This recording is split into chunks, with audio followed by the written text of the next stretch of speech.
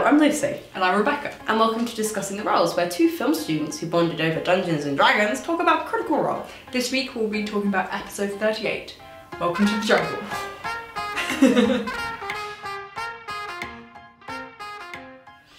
Coolly. Okay, announcements. Yeah.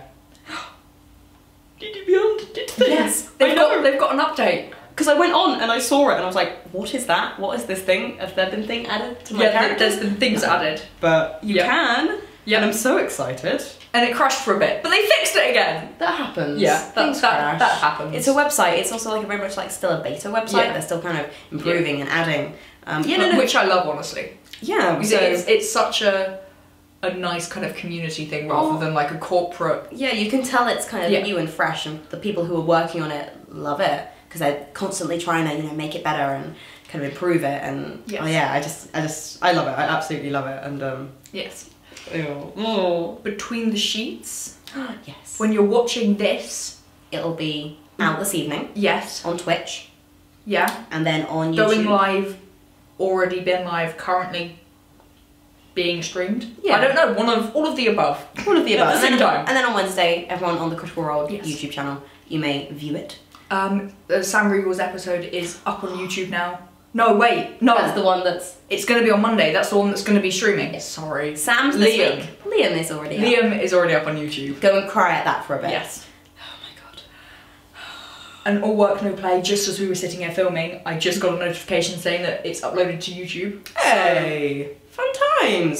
Well timed on that. We love our boys. Yes. Thank you for fitting in with our announcements, guys. Yeah, that's been really helpful, really helpful. And the Keyfish t-shirts, pre-orders are being sent out. Yes. So some of you may have them. Or not, we don't know, but they're on their way. They're in a postal service thing. I don't know how America works. Enjoy. How does America work? Yeah. And as Laura so eloquently put it, you know the deal now, just go look at the shop. Yeah. You know, it's which the works shop. For me, which works it's for the shop. There is a link to the shop in the description as always, and there's also a link to their YouTube channel. So if you don't want to go and do some very heavy-handed typing, you can scroll and you can click. And it's all good. Scroll and click. See, scroll and click, y'all. Scroll and click. See, it's good. We've got this down. That's it, isn't it? Yes, that's all the announcements. Yeah, it was pretty short. Okay. So, shall we move on to discussing the Mighty Nine?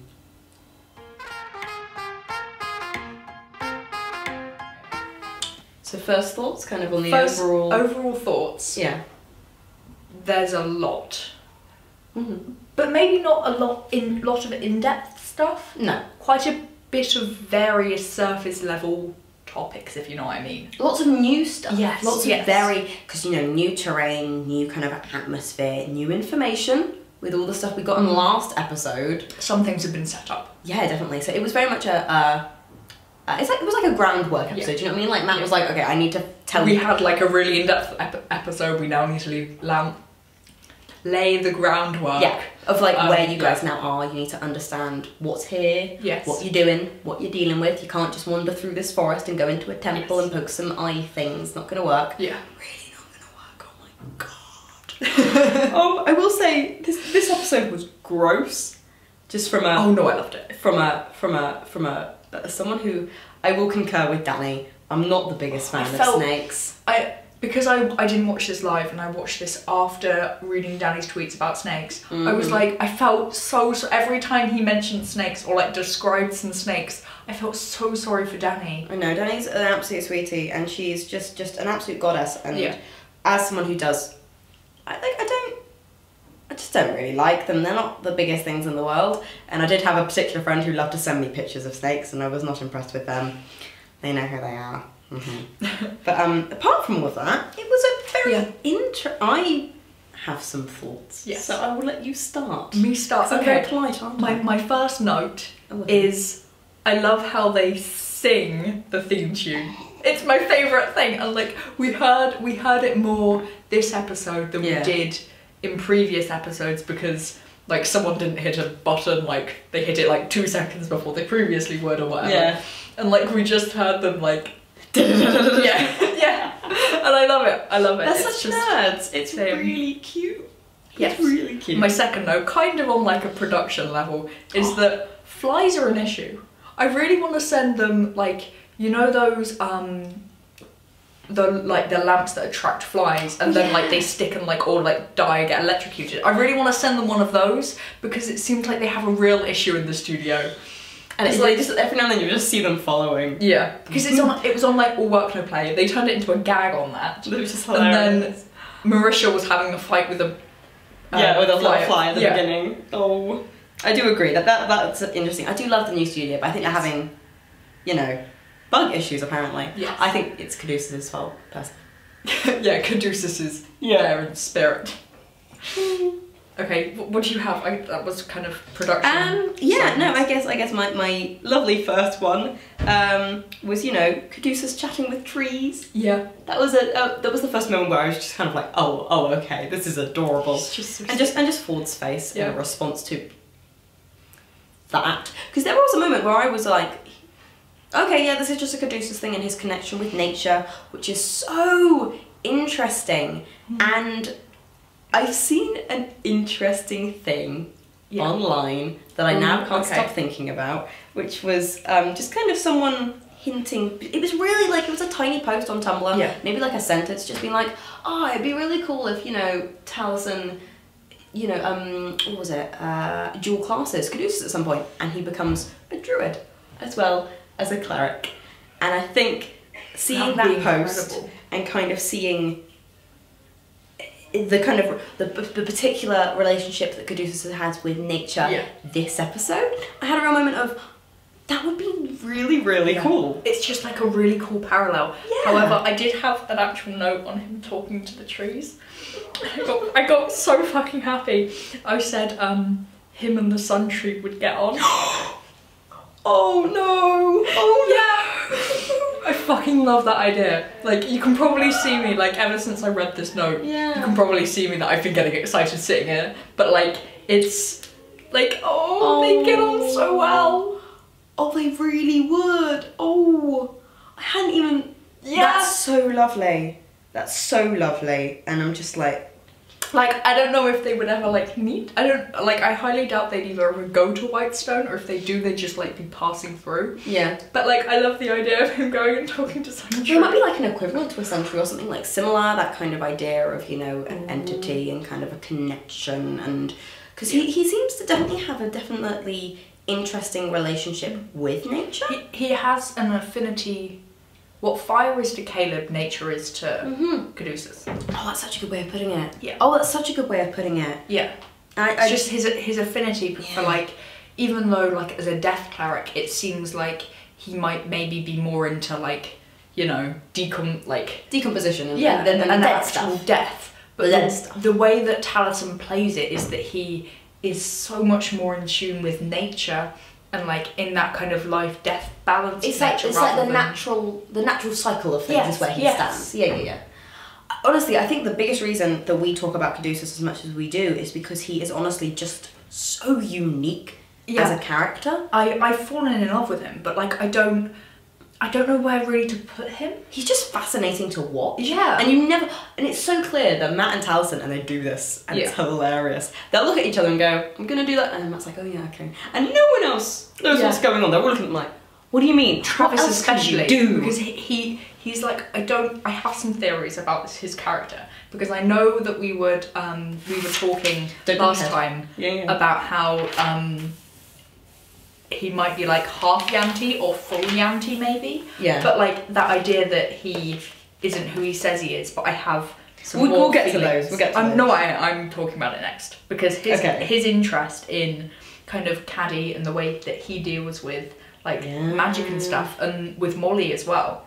His interest in like things that he doesn't know. Because he wanted to watch Molly kind of do all the ritual stuff with his swords. Oh, hello. Yeah. So like, I was thinking that maybe his interest in magic and things that he doesn't know isn't just like innocent curiosity. Maybe it's something darker, and like he's out there to learn about them or whatever. Like, I'm still worried. Like, I'm less concerned this episode than I was last episode. But there's still that. Yeah. We know so little about, to the point where I went onto Crit Stats, and I went and found Ford's like character pages, and I went and just read everything we basically know about Ford right now. There's nothing. It's literally nothing about his parentage, nothing really about his childhood, except it was fucking awful. Yeah. His words. He managed to bypass any information that people wanted to know, and no one wants to ask anymore because he's charismatic. So he was like, parents, I was an orphan, childhood was shit, got bullied, that's why I don't have any tasks. And that immediately makes people really empathetic, like, oh my god, I'm so sorry, that's so awful, I'm going to be quiet now. Yeah, and because I don't want to push that. Especially Bo, like, there's no, Bo's like, that doesn't... Hey, I'm going to poke this flesh wound, what are you... Yeah. Whereas Caleb very clearly... But Caleb doesn't quite have the confidence to... But no, I don't...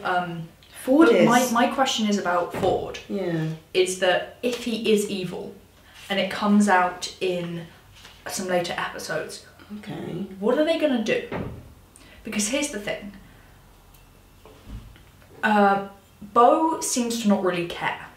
Like, I feel like if he was, like, came out as being evil, Bo wouldn't really care because it's just Ford.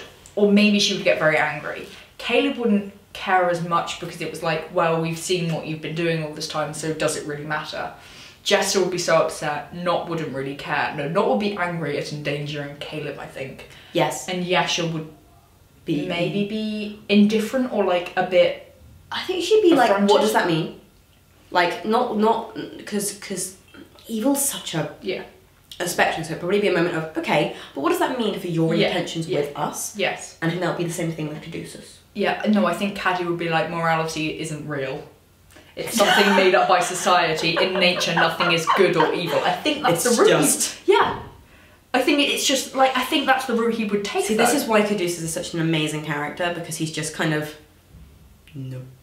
Well, yeah. And I love that attitude, because I am very much of the mind of nothing is good or evil. Yeah. Like, and it's not even because, like, oh, just you've got some goodness in you, everyone's got a bit of badness. I think it's legitimately the fact of, like, morality is made up by society. Yeah. Nothing is truly real because of the influence of society. Or maybe that makes it even more real. I don't have the time to think about this shit. But no, we really don't. We're talking about Dungeons and Dragons. But that point still stands. No, I completely agree. I do, and I think there are big chunky questions. Yeah. Big chunky questions. And I think it will be earth-shattering. If there's some stuff coming. If it's waiting until like a very, very later episode of, like, I don't know, level 12, 13, 14. Because this campaign is darker. Yeah. And they might take some turns. And this is why I think that if they were going to pull some shit, like bring Molly back, but as like their enemy. Yeah. Yeah. If you'd asked me that 10 episodes ago, once Molly had died, because it's been just over 10 now, had you asked me that then, I would have gone, nope, absolutely not. No. But this last 10 episodes, they've been drawing that line and going, okay, yep, this is where we'll cross. Yeah. And this is where we'll cross. And I think they push it, and I think... And every time they go up to the line, they push it slightly further. And I think that every time they roleplay like that, Matt goes, okay, alright then, okay, you want to go dark? I'll go dark. This is where we're going. Yeah. And this is so often the way with D&D campaigns, is that, because D&D is a big, you want to do shit you would never, ever even think about doing in real life, but want to have that kind of, like, adrenaline and thrill. Yeah. Do it. It's fantasy, it's roleplay, you can do what you like. Yeah. You want to play the bad guy? Do it. Yeah. Do it. And I think that's where, because of Travis's lack of experience... Yeah. Who's going to want to push the boundaries more than Travis? I wrote a note because he hasn't been able to, because he couldn't do anything really with Rob. But there was, so who wouldn't want to, it was mentioned somewhere, and I think it was during a talk, or maybe like a fireside chat, that Matt mentioned, or maybe Taliesin mentioned, that Taliesin had played a character which had actually been evil, but none of the actual characters I know exactly what you're referring to. So maybe that's what Ford's doing, because it's not, or Travis is doing, because it's not like, it's not unheard of within their to fake one D&D world, you know? Like, to fake one alignment to be another. And alignments is really interesting, because I had a note about this, just in general, after watching the whole episode, I got to the end, and I was thinking about where these guys were aligned and where they draw lines and that sort of thing. And I think they're all definitely chaotic. Like, they're all definitely... Don't mind me, as you were. Happy? Yeah, very happy, thank you. Alright. Well, I didn't want to drink out the can. Yeah, that's fine, I have no judgment here. No judgment, you hush.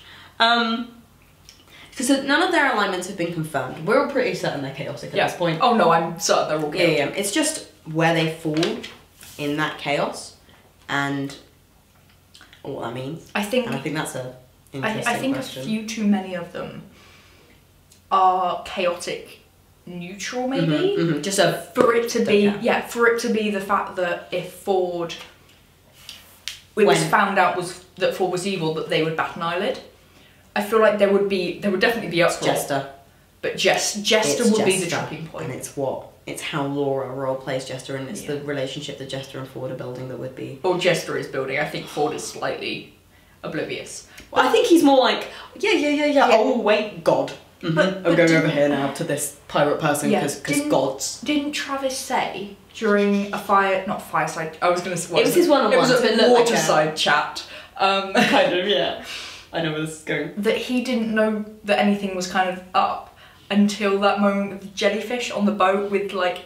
And then suddenly Laura's crying at him, and he's like, oh. That's a thing. Yeah. I love Laura so much. She's so great. She goes all out when she wants to. We've kind of. Should we bring it back to where we were? Where were we? Yeah. So let's talk about Caddy and his talking to trees. Yeah. Okay. Have you got anything for after that? Because that was just tangents, guys. We're good at those. Caddy seemed happier. I keep calling him Caddy. I'm sorry. It's just easier to write than No, that's absolutely fine. Okay. I will refer to him as Caduceus because that's how I refer to him in my head. I refer to him as Caddy. That's sorry. I'm so fine. Caddy he seems happier now he's on land. And Me too.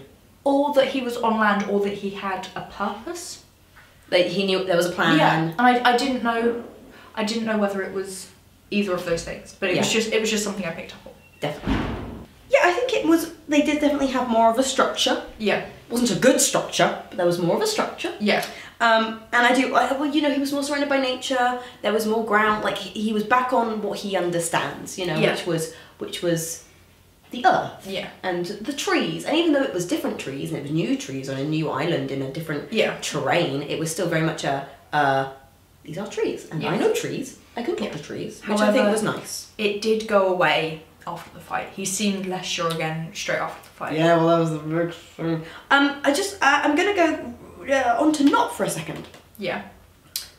Here I am. So Not, of course, went and did a little bit of digging around in the box and found the things, and then went back to the group, very much with the intention of going, nah, I ain't telling them. And then the minute Jess like, what you got? It was like, she didn't even try. Yeah. And she was like, no, I'm just going to tell you. Yeah. And I think that's not evolving and being like, oh, maybe I don't need to, / don't want to lie to you guys. And it was just kind of really heartwarming. Yeah. And then about 30 seconds later, I kind of did this. Because Not then go, oh, I'm just a simple goblin. And I was like, okay, your intelligence is 16, which is second only to Caleb. You are the second smartest person in this group, girl. I think, and we talked about this last week, and since you said that, I had that in my head. Yeah. And I had to think about that, and when Not then said that, I was like, okay, you need to own your intelligence, girl. You need to own it. No, I think... Own it. I don't think she's gonna... Own it, as you're saying. I think she's going to keep that close to her chest. Because, like, it's one thing overcoming the sticky... I just feel like she could save so many of these plans if she just... Because there are moments you can see her, she says it, she's like, this is a bad idea. And you want her to kind of be like, no guys, I know this is a bad idea. She's done it once or twice before, it's happening. But I feel like she's keeping the intelligence card quite close to her chest. Because it's one thing, like, slipping out of the... sticky fingers issue. Yeah. And it's another thing to give away everything that she is. Completely. Yeah, so, you know, interesting stuff. Well, anything in particular? I've got a... It was just a note, but I feel like it's more... It's less about the game itself and more about Critical Role as a whole. Okay. And it starts off being about the game. Bear with me. It's a thought process that I've written down here. Okay. Really? We have a thought process? Okay, firstly... Would you like my sass to stop? It's absolutely fine. I enjoy yours. Anyway. Matt seems to be shutting down the metagaming pigeon. Ah! Yeah. Yes, sorry. I had a reaction to what you were saying, and then my brain had a moment to comprehend the phrase metagame in Pigeon. Yeah. Okay. Anyway, but it was just that they generally. Are you all right, honey? Yes, I'm thinking about metagaming. Okay. It's just they all seem so distracted this episode, right? And I literally wrote down a thing. I think they've just gone crazy how much content they're giving us, because the output right now is absolutely mental. Like they have 3, 4 things going at once at the moment, and they're filming still. Like no place. 5 filmed. 5 still being filmed. Yeah, I think. Yeah, no, they're also still filming like between the sheets. Between the sheets. We know that All Work No Play, Critical Role, Talks Machina, Hamburger Helper. Yeah, that's all. That's all the things. We know that some things have been pre. Yeah. There is stuff that is still in production on top of like general life things. Also, they went to they did the live shows, and then they were at New York Comic Con, and then they're coming to MCM in London, and then they're going to Emerald Comic Con, and I'm just like, But Taliesin at the end then. To like validate my thought process, that Taliesin said at the end, today has been a long day, and I think I just want to thank them for how much work they're putting in, and despite the fact it is very obvious that they are kind of a bit tired, they're putting in long days and like all of this stuff is going on, but I feel like Matt seemed to get slightly more irritated at metagaming this episode, and probably purely because of exhaustion. Yeah, and I think that's totally valid. And my heart. My heart. I know. Goes out. I love these guys, and I love how much stuff they're giving us and how much content we're getting, because there is no other community or fandom in which we are being constantly. There is nothing this like much stuff. There is nothing that exists like this, and I think from a media student point of view, they're pushing something. They're pushing a way of working. They're pushing a way of presenting stuff online, and I personally, as a creator, I'm watching and taking vigorous notes. I am mind blown at how much stuff they're giving us. But anyway, that was just a side note as to important side note. I'm the interesting lack of metagaming Pigeon. Yeah, I'm gonna swap out and have my water because I forgot my water this time. Are you gonna be okay? I just have my non-tea. Is that how? Okay, we're calling it non-tea, guys. Non-tea.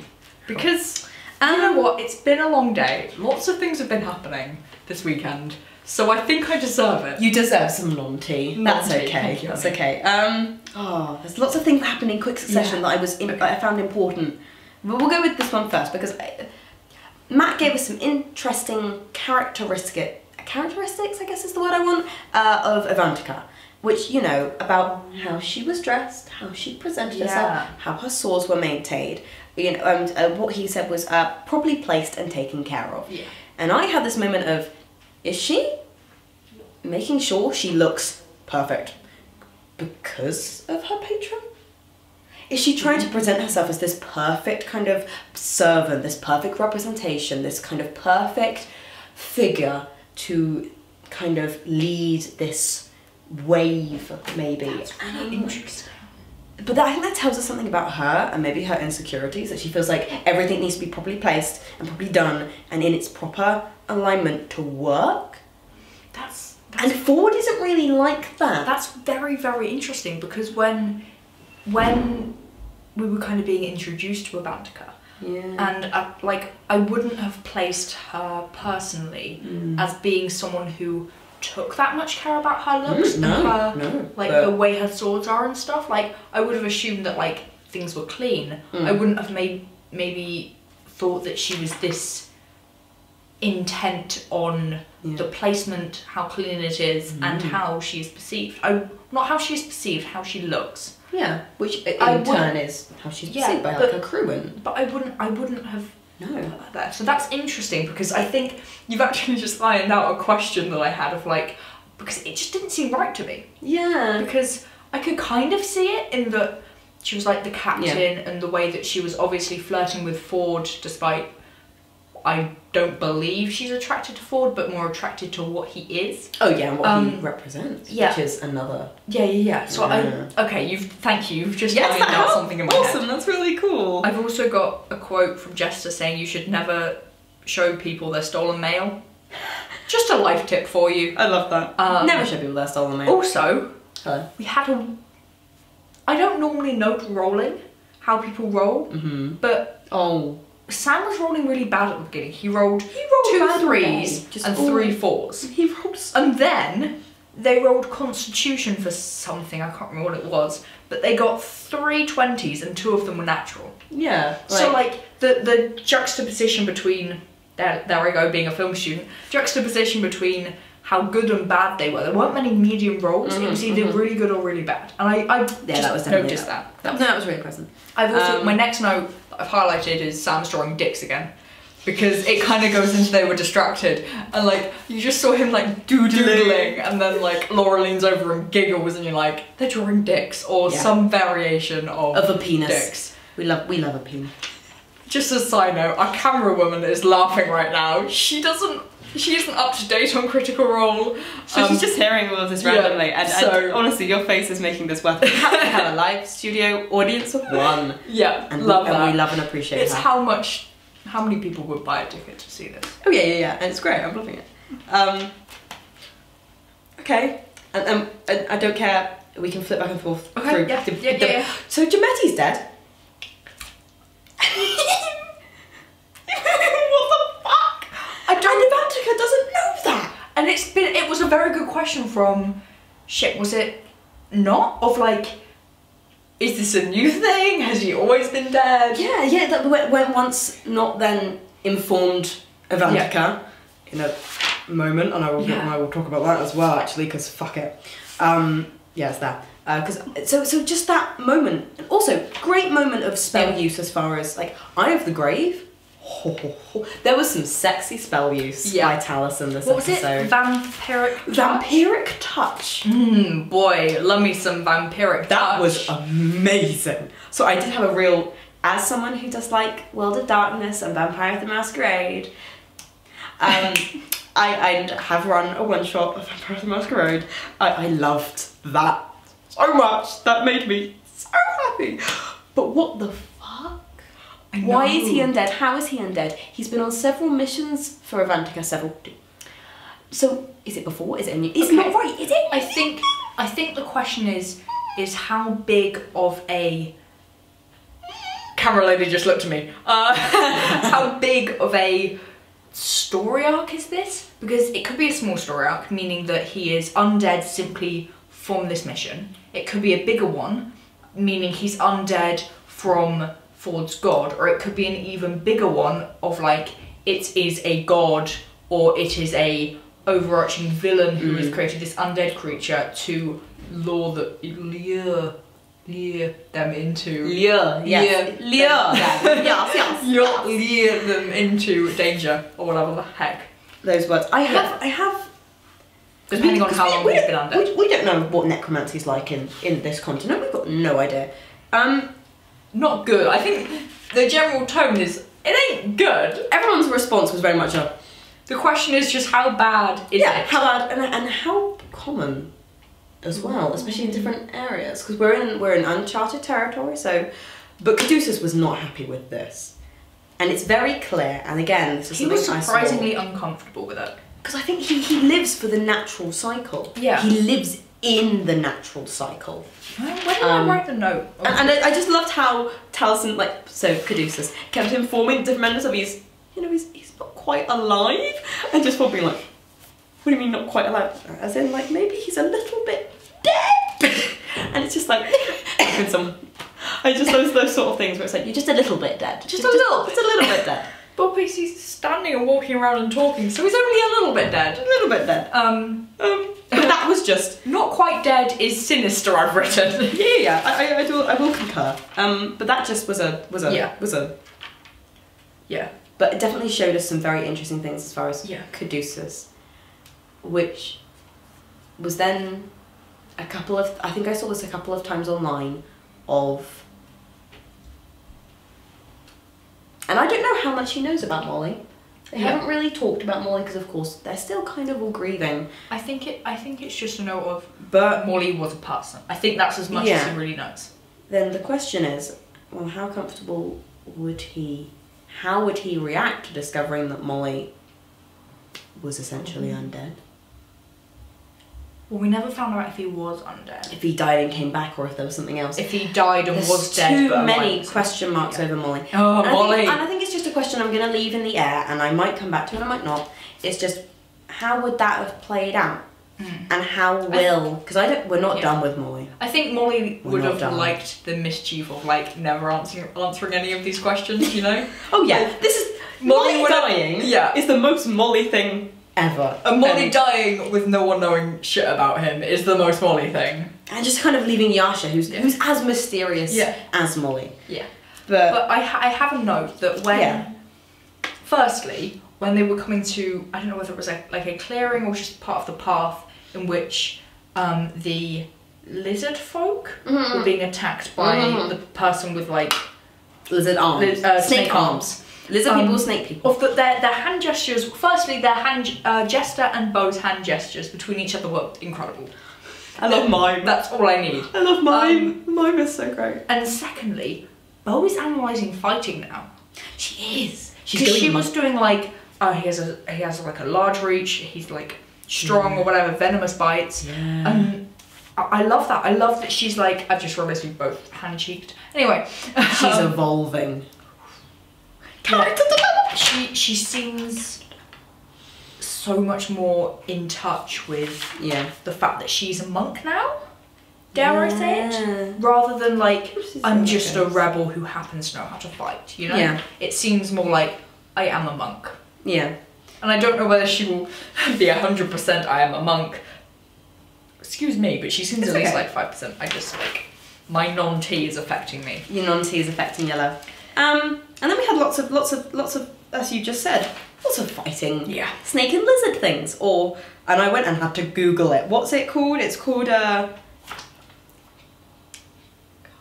can't read your handwriting. Okay. Kamadan. That's Kamadan. Kamadan. Yeah, it's the leopard with snakes. Yes. That's what it's called. I will write down. Sorry. Our camera woman is shocked. She knows nothing about Critical Role and was looking at her phone and just went at the response to, which I think was all of our response to leopard with lizards coming. Snakes coming out. Like it has a leopard head, but also some snake heads as well. I mean, she just did that. So I wrote that down. Personal opinion, I wrote down at the very bottom of this page, before the fight happened, I said, yes, going to the ruin is such a good idea. I have just fuck me this island written down, because honestly, fuck me this island. I have an interesting note about that, because... The island? Yeah, because Liam asked to do something, like, oh no, he asked whether the Cadadans were intelligent creatures. To which... The leopard or... whether they were intelligent creatures. Yeah. And Matt's first response was, oh, roll a nature check. Yeah. And then he said, no, wait, they're not natural creatures. So he asked for a general intelligence check instead. Okay. And then he mentioned that they were natural to this island. Which is interesting because before that, I said, everything has snakes. Seems like this is like natural / unnatural mutations. Okay. Unlike the Yanti, who purposefully bred themselves to have this snake / lizard. So you think there's a cross moment there, a moment of... So I think it's... There's the Yanti who is purposeful, and then other things that are more... Which suggests that it never was purposeful, that it was actually like, you know, like... in some places where they've done lots of nuclear testing, they found that like fish in the water have become like see-through. Maybe it's something like radiation or something like that that has created... Like a fantasy version of... that everything has snakes or lizards in it. Maybe it's the temple. Yeah. And the magic that maybe is... Oh. I just got a look from my camera woman, which made me feel good about this theory. Because she doesn't watch any of this, as we mentioned, but the fact that she was like, sounds like a theory, really validated me, so thank you for that. It is nice, you know, having live feedback. Hi, massive nerd. The jungle map, the jungles with the trees, and the stuff and the things. I love that he has like jungle shit as well. Me too. Yes, it was just perfect. Oh, poor Caduceus though. That was a rough. Like just the moment where Taz was like, I'm standing, guys. That's where I'm at right now. I'm on my feet. I'm upright. That's as much as good as happening right now. He doesn't ask for healing. Oh shit. He doesn't ask for healing. Never once has he said, guys, can someone heal me? He's either healed himself or just dealt with the fact that he's injured. And I don't know. That can be really dangerous. I don't know where that comes from. I don't know whether that's like an issue he has or what, but it's a thing I've noticed. That's... Oh shit. Okay, that could really run him into some trouble, but okay. And I think it's a thing that people need to be watching, otherwise it's going to go badly wrong. Yeah, I do agree. During all of this moment, because of course this was kind of the first fight when Caduceus and Jester were kind of doing the little scout around the temple, you know, Caleb had a real moment. I think it was after this had happened, it was after the fight, where he was very protective of Jester. And he was like, when they were swapping watches, and he was like, "Be okay? No, you need to like look me in the eye and like pinky swear." Like he wasn't actually doing any of that, but you know what I mean? The way he was speaking, it was really brotherly. Because Jester is normally, you know, kind of, because she's the kind of the cleric. Before Caduceus was there, she's very much kind of had that a kind of motherly nature towards them, or sisterly nature. And it was really interesting to see Caleb kind of returning kind. Yeah. And yes, Caleb is selfish, and I will always refer back to Caleb as being a selfish character. Because Liam does. Yeah, completely. And he acknowledges that, so we can all go, okay, yes, true. But it was just a real comforting moment to see him care. And he does it with Bo every now and then, and it was nice to see it with another member of the Mighty Nine. Okay. Yeah. So that was kind of the first fight, and then they moved into... Oh, a note on them sleeping in the bubble. In the bubble? Bubble. This non-tea is stronger than I thought it was. The Mighty Nine are definitely cuddlers. Oh yeah, it's Cuddle Pile. Yeah. Cuddle Pile. That's 100%. good art. That's good art, guys, and good fan fiction. Go and read and look and enjoy all the cuddling. Yeah. It makes me feel really squishy. Yeah. I'm quite squishy, just kind of like as a rule, but squish. It's also interesting how Caleb uses Fromkin. Oh. Because at first I was like, oh, he's using Fromkin to communicate because he's a really awkward human. That's adorable. And then I was like, shit, no. He's using him to like... For trickery. And like... trickery and mischief. And it's the point where it's like, through Fromkin, I'm gonna cast this. And then I was like, shit. Wait, so every time we're holding Fromkin, theoretically Caleb can do stuff to us. Because it's a familiar. Well then, Caleb. Isn't that... Okay, my next question is... Hello. Bo's ill. Yeah. Was that resolved? I don't think it was it? Before anything happened, before they got into the temple, they hadn't even seen the lizards yet. Yeah. Matt asked Bo to do a Constitution saving throw. It's there, because I wrote down random Constitution saving throw, and it literally is below my note about Giametti being undead. So that's Jesus. How early it was on. So this is early. They had been on the island, I don't know, maybe a couple of hours, maybe not even that. That's how early he just went, random Constitution saving throw, please. And then Didn't everyone do a Constitution? No, it was just Bo. I believe it was at least. Correct me if I'm wrong, but something's going on there, and I don't know if it's island orientated or if something else is cropping up. But Caduceus couldn't cure her, which is interesting because lesser restoration, am I saying that right? Yes. Yes. Lesser restoration cures most diseases, well at least one disease. Yeah? It's one disease per player, which suggests maybe this is slightly more, and maybe it's a curse or something else. We don't know. But I'm just saying... Sorry, my brain has just like exploded. I'm just saying, I do not think this is as simple as we think it is. No. I think it's not just the island, I think it's something else. And I totally think that there's a possibility that it could be linked to either Avantika or to Okatoa. I think it might be more than that. What do we know about her parents? Because they run a wine company, don't they?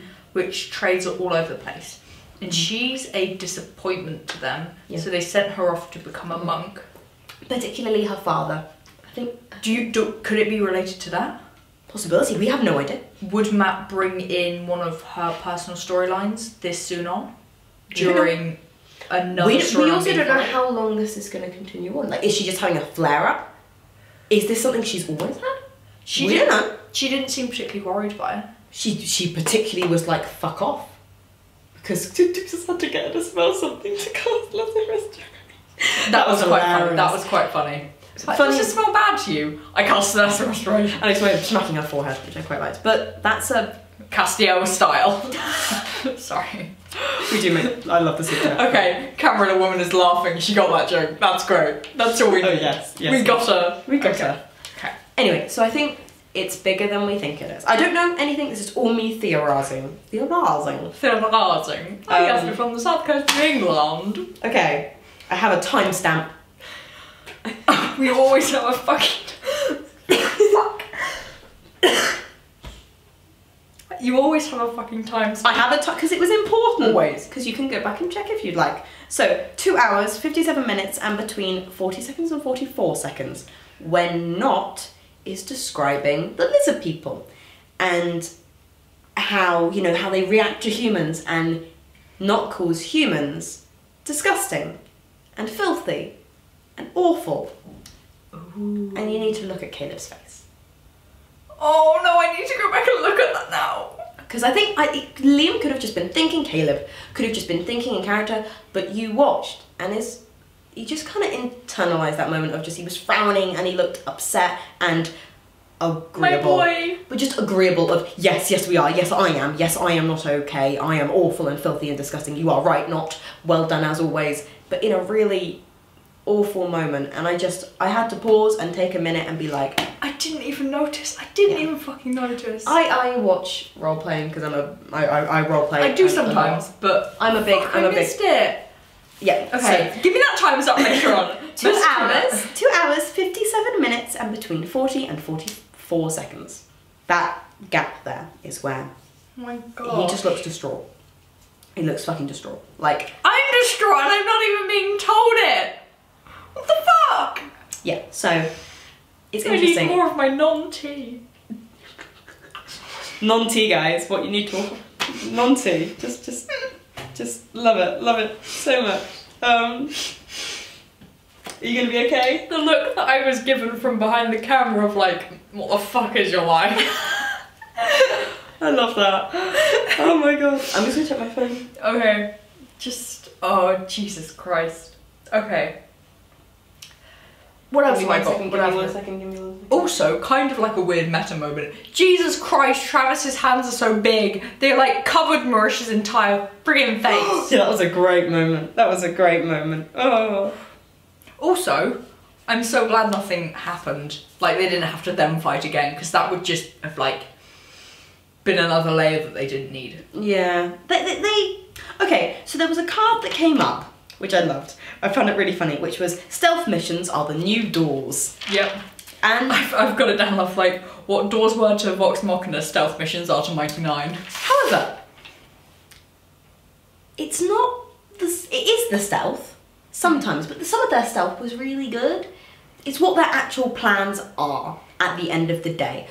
Because Avantika and Giametti were going to go invisible, go and kill the big snake thing, move the snake thing across the path, make sure nothing was all clear, and then the Mighty Nine could go. Suddenly we have all of them in disguises, some of them really bad, and they're all going. And I just had a moment of, maybe it's not the stealth missions, maybe it's the chaotic nature of this party. I don't know, because back in, Jesus, where was it, where they were trying to get someone who was in a hospital. You mean the hospital run? Yes. That was the plan. The plan was awful. I'm not sure it was though. Molly and Ford were having fake seizures on the ground. Molly had made vomit and was pretending to throw it up and was just bleeding. That was their plan. Caleb was pretending that Not was his child and that he was a woman. Like, in what universe? Honestly, they could have broken a window, sneaked in through the window, kind of put the person in the room to sleep and snuck through the building. Oh, so seriously, our fabulous northern, very important camerawoman is giving us the biggest what the fuck look. This is me when the hospital run was happening. Second point. Great moment, but when Jester was in the Silver Dragon Temple, that was a fairly decent plan. That went wrong very quickly. Yeah, but just as a whole. You know what? Maybe I'm just bad at planning. So any plan that's like a good plan to me. Anyway, I think it's not. I think it is the stealth, yes, but I think it is also just their general plans. They don't plan great. Yeah. They just don't. Well, to be fair, their general plan, according to Ford, was stealth, distraction, fuck shit up. If that went wrong. Well done, I don't want guys. to drop my non-tea, but I also want to clap. Okay, that works. Stealth missions. Do you have anything? Because I want to talk about this because it's a thing. Have anything? Okay. No, because I keep talking. So. Okay, I have. I have a thing. Caduceus seemed very bitter at one point where he said that he's walking around with a bunch of gossips, and I was like, he really, ouch to the heart, firstly. But it was just a lot, and we haven't seen that much bitterness from Caddy, ever. Yeah, and he obviously really was like, I don't know what this. He didn't like not knowing. He didn't like not understanding what Gemetti was. That's what he was saying. It's like Avanticus. He's like, I was going to tell you in like half an hour when maybe I'd had more of a thought process, had a bit of a think, keep it on the down low so we don't freak everybody out. Like, he didn't understand, and he still didn't understand when they went and told Avantica. And I think he wanted to.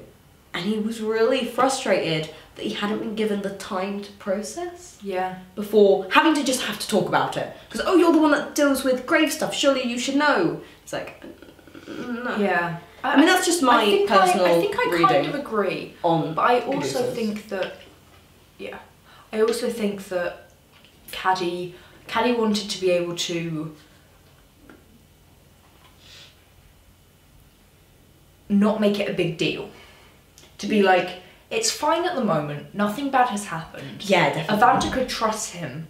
There doesn't seem to be anything out of the ordinary or amiss or anything going wrong. Let's just apart keep from the an eye. fact that he is undead. Let's just keep an eye on I'll have a bit of a poke when we've got some time. Yeah. But for now, it's fine. It's just, it kind of comes back to the morality thing that I was talking about previously of like, good and bad isn't real. And I although Taliesin or Caddy haven't actually talked about this or this element of it, I think it is very interesting that I kind of think that that's where it is. Yeah. So for it to kind of be out that he's undead, it kind of creates connotations that aren't needed. Yeah. I don't know. Hashtag freedom for the undead. Get rights to the. You know what? There's a. I'm gonna hashtag in this. Okay, sure.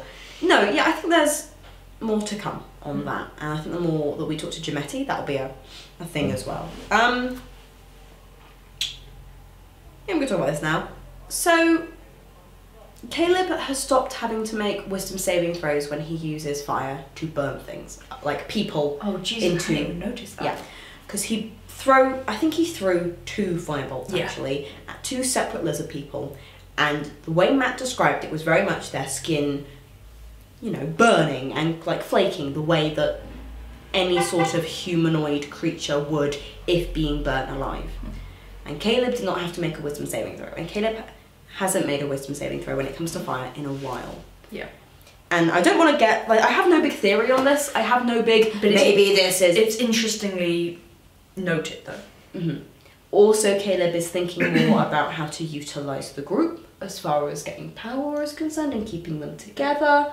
Caleb in general is just thinking a little bit more, and I think things are ticking, and maybe things are bothering him less, or maybe something else is just, I don't know, but that's just a thing that hasn't happened in a while, and I'm just intrigued on how that continues to go. And if it comes back, I think at some point there's going to be an interesting moment, or there needs to be a moment in which the entirety of the Mighty Nine sit down and they have a discussion. Caddy in particular, Caleb in particular, Ford obviously. Team meeting. Team meeting, yeah. Because can I just, Ford, Caduceus, and Jester do not know. No. That hasn't been covered. Bo and Not found out in episode 18. Yeah. That's 20 episodes now since that happened. That's good maths, man. We're lucky. Is it? Yes, it is. Is it? Yes, it is. Okay, sorry. I'm now really doubting my maths. I'm sorry. No, it's great. That's very good maths. Okay. I checked it, but it took me longer than it took you. That's chill. Okay. And it might have been, but... It's the non-T. And especially after what Ford... Maybe it was because what Ford and Jester went through and he didn't want to burden them anymore. Maybe they just haven't asked. Maybe Caleb won't tell them unless someone brings it up. But I do think there needs to be a point where Caleb tells them. Because they've been together for a while now, and I understand that that's why the relationship between Caleb and Bo has blossomed the way it has, and we now have the fabulous friendship that is the Empire Kids. But he has those relationships with Ford and Jester. They're different, yeah, but he has them. And that's gonna happen. I know we're very much focused on Ford at the moment. Yeah, but it's boiling underneath. It's over there doing a thing. I think there will be a moment, and this is what it's doing.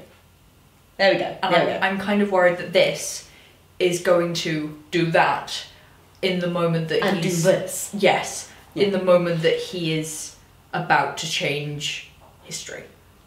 I'm so scared. Or getting close to changing history. Someone stop him. I have a real thing about physics. Guys. Physics, I like it how it's meant to be. Yeah, I do. You know what I also wrote down here is an interesting, as like a personal viewer moment, because I don't know if anyone else will have had the same experience as me. Comment down below. Just let's not do that ever. Tweet us. I'm no longer shocked by Caleb just suggesting to kill the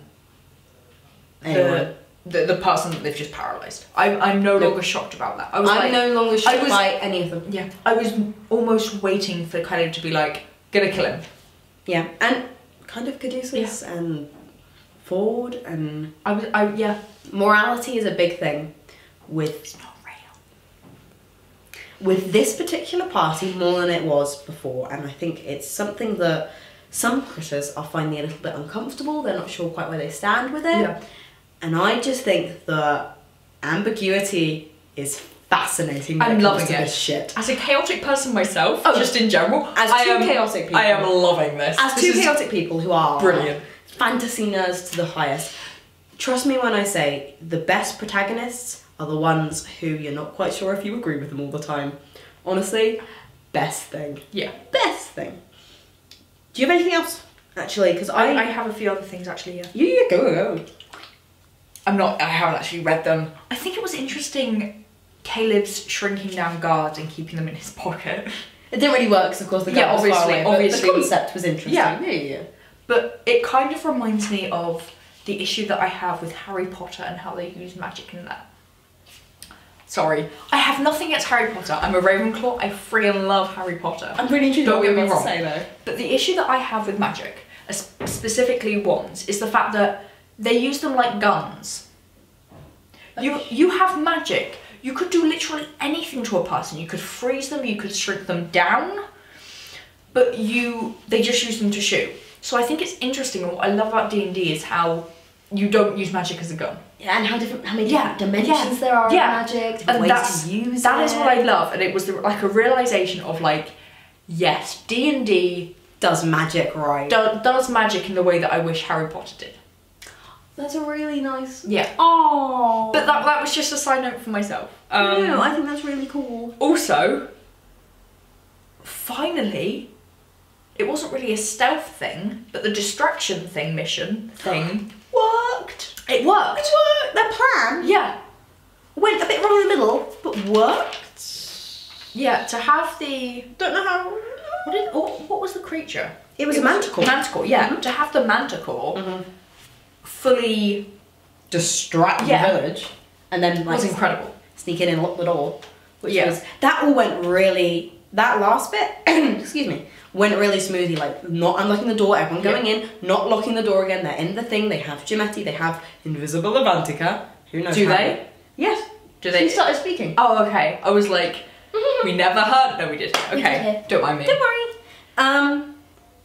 I have two other notes. They're personal notes. Nothing really to do with like the episode, but just like. Continue. Firstly, I love the way Marisha mimes the goggles of like just. Yeah, I love that. I would and do that. Secondly, I am so hyped for this fight. I'm so Just ready. the I was way- so with them when they were like, can we just like skip forwards to like Honestly, next week, it please? was totally one of those episodes where had they been still in home game, Yeah. it would have been like a 24-hour session. Yeah. They would have just kept going. Yeah. Because you do when you're just in like in your living room and it's your friends and Yeah. you're playing, you just keep like the DM's like, should we? Yes, let's have a bathroom break and we'll be back in 5 minutes, won't we, Dungeon Master? Yeah, The boy. DM, and this was like, I'll just quickly fix this. I was write all the notes out. Yeah. it was definitely one of those moments, Yeah. and like I think maybe not like Taliesin were knackered, but like Travis. There we go. Who are these people? No, That's real. Ford and Liam, Travis and Liam. There we go. We're very much like no, Matt. Come on. Matt. You know what I find really interesting? How by the end of the first campaign, they weren't like this. They were very much of the mind of like, Jesus, it's been like a 2.5 hour, 3 hour episode, and like I'm emotionally distraught. I'm done. Oh. End of. Let's go. But at the very beginning, especially in the first like 10 episodes or stuff, they were like, no, come on, Matt, let's do a 24-hour thing. Let's keep going. Oh, keep going. completely, and it's still like that, and I'm you so can happy. see they're genuinely like enjoying it again. Not that they weren't before, but because they were obviously emotionally invested in it. The But last arc. it's not emotionally heavy, The last and that's what they arc were enjoying. was hard on everyone of Vox Machina, and I think it's just nice for them to be back and they're new and it's different and they're playing. Yeah. They're still playing. They're not fighting gods yet, which while that's great and it's fun, Yeah, it's it exhausting. comes with a level of emotional input that you cannot keep up for hours. And they've played this really well of, you don't know my emotions yet, Yeah. here are all my emotional backstory cards that none of you know, so that they're not there yet, which I think is just great, and I'm so happy for them. And it creates an I'm entirely just different happy. feel as well. It does. Because Happy feel. happy feel. Happy Because feel. like Not death. The first campaign began at level 8. Did we work out? Did we find out? Level 8. So we were We're not even there yet. they were so emotionally kind of ingrained in, I don't know what that was, but and they emotionally knew these ingrained. characters. Yeah. They knew them. And there was stuff going on, they'd already made relationships with each other and NPCs, and it was a thing. But they don't have this right now. No. And they're just playing D&D, and like I love watching it. them doing it is I love it. one of my favourite things ever. I love it. I love it. It's brought back, like, I don't know, it's just nice to see them They look like incredibly kids in a candy store. Yeah, because before They look like me in a candy store. yeah. Or me playing Dungeons and Dragons. Yeah, but like, yeah, I feel like we've reiterated this point a lot, but they didn't look like this when they ended the episode beforehand. They weren't like, let's keep going. They were, I'm so tired. great, let's Matt. see you next week. Shh. Yeah. Matt, be quiet. They Wrap up. honestly Let's didn't go. want it to end, but they didn't encourage it to go on for another 4 hours. Yeah. Whereas they could have done. Yeah. I am. What? Same. Shall we move on to the social element now? We're just gonna be a bit teary and nostalgic. Let's talk about social media. Okay. You fucks.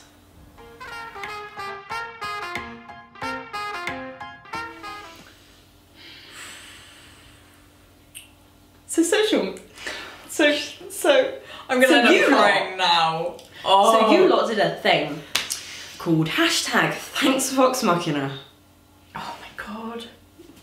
I'm just gonna like No, throughout this entire thing, I'm gonna like put stuff on screen. Obviously, everyone's gonna be credited. It will be in the description as well. Just go and look at the hashtag as well. But, Go on to Just Tumblr, go straight to Twitter. the hashtag. Oh my gosh. Okay, so We did not know this was coming because No. we're not artists. no, So we did not know this was coming. no. What is your, ignoring the Twitter account, if this was just, I don't know, a blog post, Tumblr post, Yeah. what is your #Thanks Vox Machina? To them? Yeah. Oh shit. In a very kind of So I'm kind of a new critter, really, in the grand scheme of how long this thing's been a thing. Same. But when I found Critical Role, I was knee deep in some of the worst months of my life. I was knee deep in exams. I had coursework coming out of my ears. I was locking myself in rooms and just like working for hours. And while I did that, I had my headphones in and I had the podcast going because I couldn't watch something because it was too visual. I needed to just sit. So I listened to it for, I think I ended up listening to about 120 hours of it. Jesus Of Christ. Vox Machina. And I went to episode 1. I went back. I didn't do the whole, start with, episode like 27 or something, which is where kind of the Briarwood arc begins. Nope. I went to episode 1 and I listened to it from there until about episode 27. Jesus, so you got the full Tiberius. I am fully with Tiberius, which is really interesting from that point of view. So I think it's and I have a very emotional relationship with kind of Percy, purely because of my own emotional stuff. I relate very heavily to Percy. Not a healthy thing, but I just do. So I think it's more of a thanks for kind of, because like fantasy is a big deal to me. So thank you for giving me a fantasy novel that is now 500 hours. It's 500 hours long. Yeah. So which includes Mighty Nine as well. So overall Critical Role, but Vox Machina. I can't even. I've read Lord of the Rings. I've read Dune. Yeah. I've read fantasy novels since I was this big. I have read as many Terry Pratchetts as I can. I haven't read all of them because my brain's dyslexic. But it's more than I ever hoped would exist as far as the fantasy genre is concerned. Yeah. And I think it's one of the best things to ever happen to the fantasy genre, period.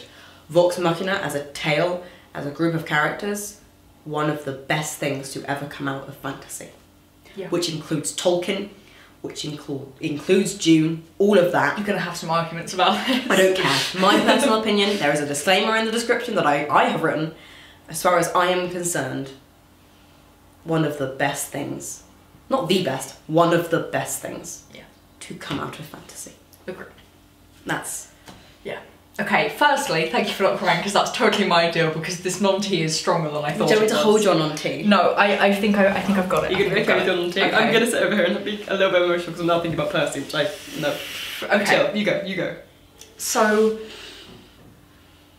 I don't really know how to start talking about this. Okay, so I found D&D through a teacher of mine who, it was kind of mentioned in a conversation that he played D&D.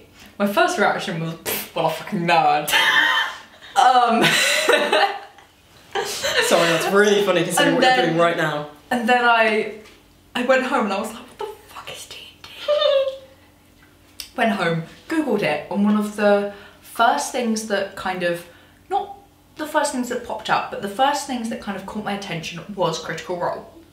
And that is how I got introduced to D&D. Now, as some kind of context with this, the teacher that I had,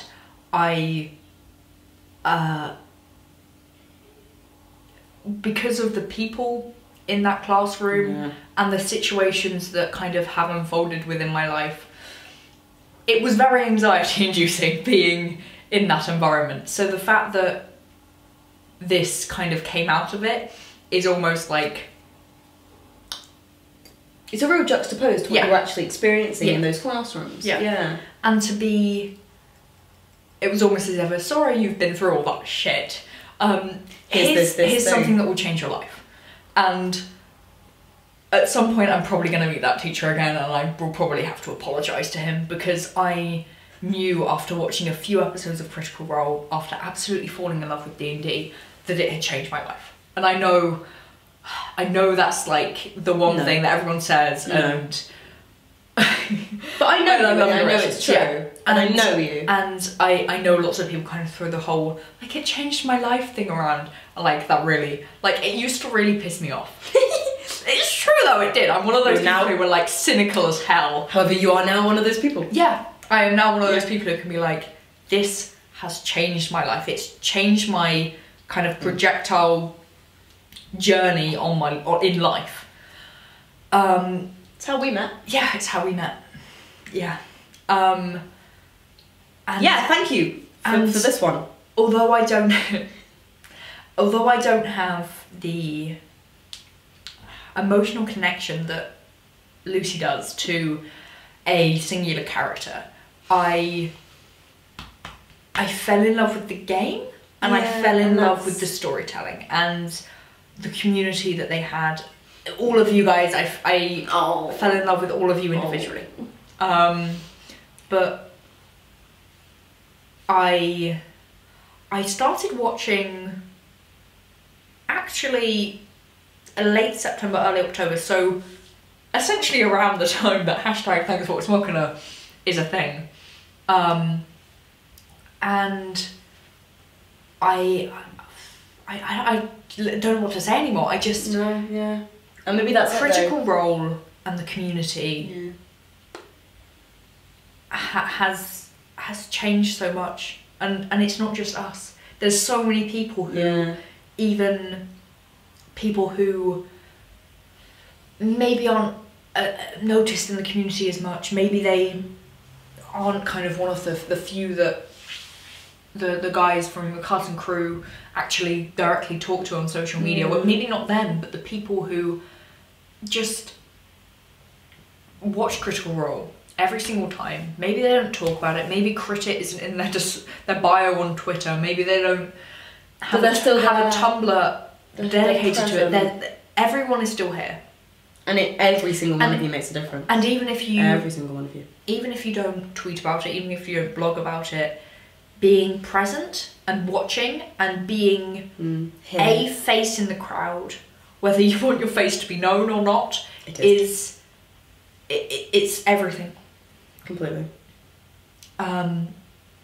Vox Machina has been the start of something life-changing for so many people, especially the cast and crew. To have everything that is Critical Role spawning off this, and that 5 minutes that they mentioned it, Liam and Sam mentioned it in a podcast, and we're like, we should do this again. Everything has did it again. Snowballed. Yeah. I feel like none of this is eloquent. But that's exactly how you're feeling, though. That's exactly your emotional response to it, and I think that's what is why we're here. I'm in awe of everything. We're not always here to be eloquent. Sometimes we will just be emotional about this, because guess what? We're two emotional people. Have fun with that. But no, I think we both have two very different relationships with Vox Machina, and I have a very personal relationship with Percy, which is interesting. I've been watching Critical Role or listening to Critical Role for longer than you have. Yeah. However, interestingly, if you, at the same time you started listening to Vox Machina, I think I was driving to college listening to their podcast. Yeah. So we could have potentially have been listening to the same episode. Yeah. So although I started out watching just before Christmas, by the time exams came round, in like June, July-ish, or just before that, or like a few months before that, I was listening to it as a podcast, driving to college. That kind of that weird. So we could have been doing exactly the same thing exactly at the same time. Which is, I love this world, and I love all of you. Yes. And you're all dicks because you made me cry. Yeah. Stop being talented. It's very annoying. Lucy went home from university this weekend. I wasn't here. I'm so sorry. So when the tag was happening, and when I was reading through everyone's comments, I was sitting on my bed in my PJs crying, and I was like, I need to go talk to Lucy. Fuck, she isn't here! So damn you for your bad timing. Damn you for making me cry. Don't laugh at me! But it was great. It was amazing. And I was sitting in bed going, at home. So don't worry, right. we were both crying. I'm sure there were many other people who were sitting at home crying because of hashtag Thanks Vox Machina. So yes, including the whole cast and crew. So well done. Yes. And I'm glad that, even though I'm sad I didn't know that it was going to happen, I'm glad that they didn't. I quite liked that it kind of just happened, and I was like, And it was I think it was only like Marisha, Sam and Liam in the actual studio at that point. Yeah, because they were filming all work, no play, and they were just like, oh guys, wait a minute, this shit's going on. No, they just finished because they were drunk. Yeah. Yeah. I think... We will talk more about Vox Machina at some point. We'll do something. And I will talk about Percy. But you know what? I think it's interesting. I will talk about Percy, I because promise. You have that connection to Percy, whereas I have that connection to Mollymock. And I think that time scale is very interesting. Of the fact that it took you very little time to fall in love with Percy's character. Yeah.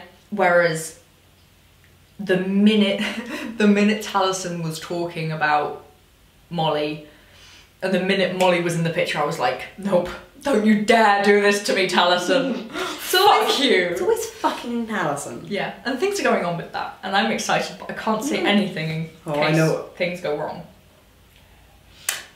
Basically, we plan shit, and it's funny, and I feel really bad because I hate it when I'm watching a video and I'm like, don't give me a kind of, oh, this could be happening, when, like, you can't tell me. It's a cool. So I apologise for that, it pisses me off as well. Done? Oh, yeah, I have, if I say any more, I might end up just crying into my non-tea. Yeah, I think you've had enough non-tea. Yeah, I mean, there's only a little bit left, and it's my second non-tea, so I think that just means I need to eat more. Don't nod at me! Okay, I think we're done here. Okay. So, my lovely critters, thank you for crittering. Crittering, yeah. Yeah, that's her. We will see you back here next week, which will be wonderful. And until then, may the dice be kind, the swords sharp, and the laughter flowing. We'll see you soon, guys.